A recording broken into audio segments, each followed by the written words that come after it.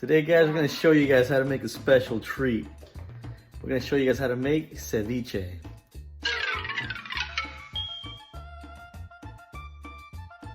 All right, first you're going to start off with 3 pounds of tilapia. Make sure it's fresh, not frozen. Next, we're going to need lime. Lots of lime. For 3 pounds of tilapia, I'm thinking around 15 to 20 pieces of lime. All right, you've got a decision to make. You can either grind the fish yourself or have the store grind it for you. You know me, I like to do things the old-fashioned way.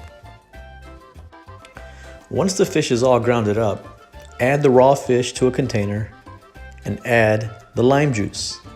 Remember, the lime juice has to cover up the raw fish so the cooking can start taking place. And how many lime did you use, honey?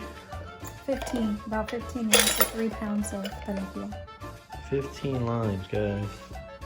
And now we're just gonna go refrigerate this guy for 3 hours. Now's a good time to start dicing up the veggies. We use cucumber, cilantro, onion, and you can also use tomato. So after 3 hours, the lime juice has done its job. The shrimp is completely cooked.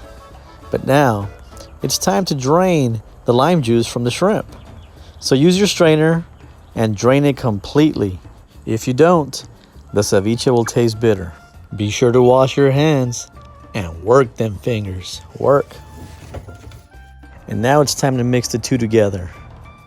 Add some salt, pepper, oregano, and oh yeah, add that tomato. And after it's all mixed up, top it off with an avocado. Subscribe, hit the bell, like, comment, share.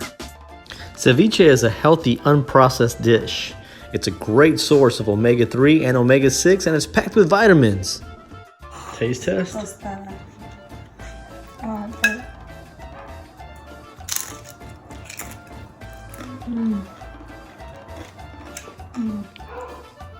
How is it?